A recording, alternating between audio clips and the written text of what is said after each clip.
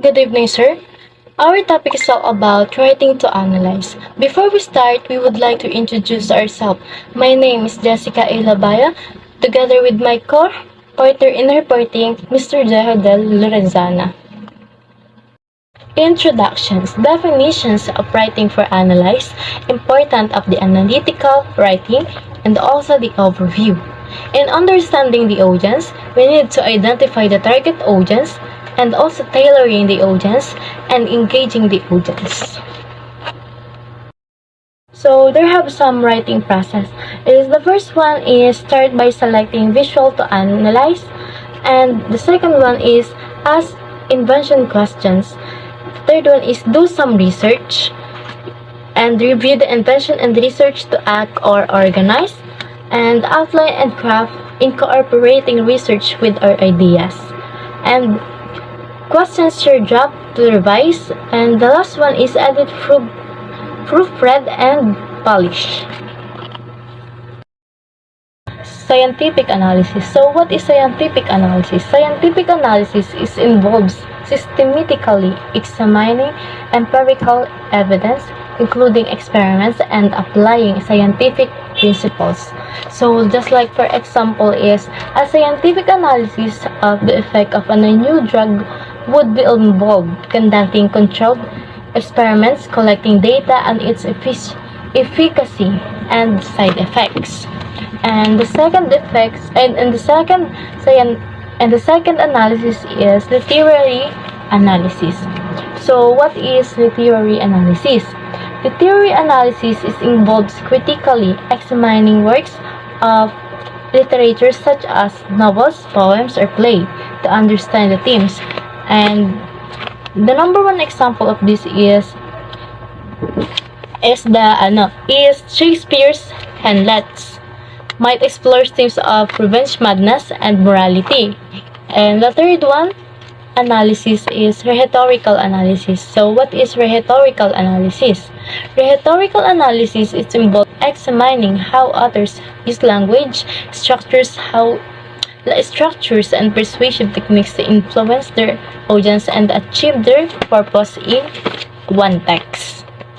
And the last one, analysis, is a visual analysis. So what is visual analysis?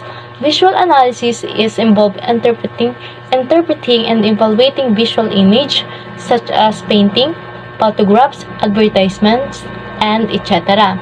And the number one example of this is Percussion's painting or Picasso's painting or Guernica. Might explore the use of color, compositions, and symbolisms to convey the horror of war. And that's the four types of analysis. Examine a visual analysis. By doing some examine and visual analysis, we need to interpret an image, artwork, or visuals artifact, and start by describing the visuals, like visuals elements such as colors, shapes, and line, and composition. Then analyze how these elements contribute to the overall message, theme, or mood of the piece. And also, we need to consider the historical context, cultural significance, and the artist's intentions. And also, by writing analysis, you need to support analysis with evidence from visual itself as well as its relevant research or the background of the information. Hello, I am Giugil A. Lorenzana, and now let's talk about rhetorical consideration, audience, purpose, voice, tone, point of view, context, medium, genre. Rhetorical considerations are essential in effective communication, especially in writing. Rhetoric refers to the art of persuasive thought, language, and involve using various techniques to appeal to an audience emotion, logic, and credibility. In rhetorical consideration, we need to understand the belief and values of our audience to create an effective communication to our audience. So, in rhetorical consideration, we need to clearly define the purpose of our writing. So, it's either good or bad. We need to clear its definition to our audience. So, in voice, tone, and point of view, we need to speak confidently and make sure that our grammar is right. So, misunderstanding will not appeal to our audience. And now, let's talk about effective analytical writing. Focus on complex subject, thought explanation of part and how they relate, research-based writing, focus presentation, insights, conclusion that ties it all together. Focus on a complex subject.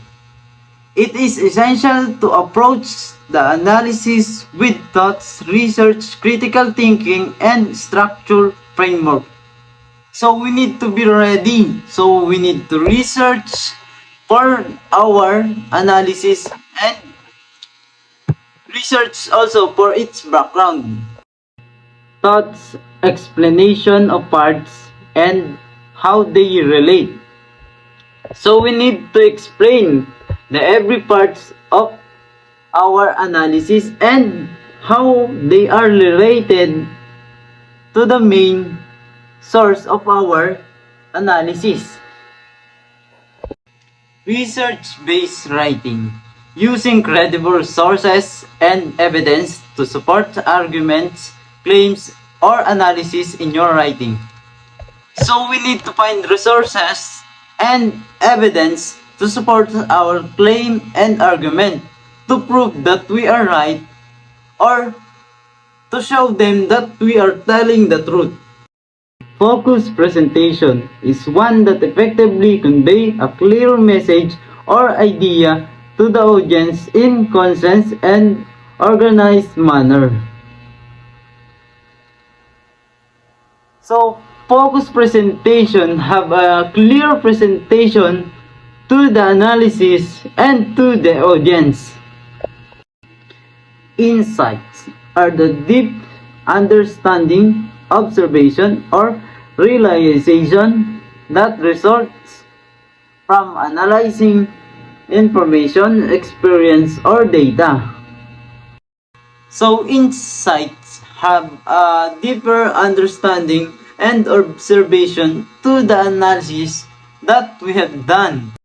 In conclusion, the process of effective analytical writing, considering rhetorical aspect and analyzing complex subjects requires a long thoughtful approach that combines critical thinking, research, and clear conversation. To analysis, we need to evaluate, explain, break down, pick apart, better understanding. Analyze. It is essential to approach within a systematic and critical mindset to gain a deeper understanding and draw meaningful conclusion. Evaluating a topic, idea, argument, or situation involves assessing its strengths, weaknesses, merits, and implication based on the criteria or the standard. So, in evaluating, we need to find the strengthening and the weaknesses of the analysis or the analysis that we have done to prove that there are also weaknesses of analysis and the strengthening of the analysis. Breaking down a topic or subject involves analyzing it into smaller, more manageable parts or gain a deeper understanding of its components and relation. So breaking down is just like a summarizing. We need to make it shorter, but there's a deeper understanding and deeper meaning in analyzing. or in the sentence. Pick apart means to analyze it in details, examining its components, and identifying strengths and weakness, and scrutinizing it thoughtfully. So, in a pick apart, we just need to identify its weakness and strengthening. Better understanding of a topic, concern, or subject is essential to approach within a combination of strategies that promotes learning, critical thinking, and engaging. So, better understanding enhance our strategy about learning and critical thinking. We can also manage other things if we have a better understanding on our surrounding or to the analyze that we have done. And now let's talk about analytical writing technique. Research methods and resources, logical ideas, support the analysis. Analytical writing techniques are essential for effectively analyzing and interpreting information, presenting argument, and conveying insights in clear and structured manner. So, analytical writing techniques have a clear way to analyze something. This is our way to analyze things such as thesis, research methods, and resources are essential for conducting thorough and effective research in various fields. Research method and resources are the one that who support our evidence in analyzing. Without it, we have no evidence and we cannot find evidence to support our analyze or our analysis. Logical ideas are those that are well structured, coherent, and follow a rational sequence of reasoning. Support an analysis. It is crucial to prove evidence, data, example, and logical reasoning that reinforce the main argument and the conclusion. So, support the analysis is the thing that we need to do to prove that our analysis is right. Writing style and tone. Appropriate style. So we need to use appropriate style such as Times New Roman, even the size of the letter, we need to appropriate it. So it's needed to be readable and understandable. Avoid bias in analysis. So all of the time, please avoid bias on one thing. Appropriate language is needed to create a connection to our audience and avoid a misunderstanding about something or to our analysis. What is the purpose of writing to analyze a piece of literature? The purpose of writing to analyze a piece of literature is to understand deeper into the text, uncovering its themes, meaning, and literary devices, and gain more profound understanding of the work. Examining the deeper meaning on themes.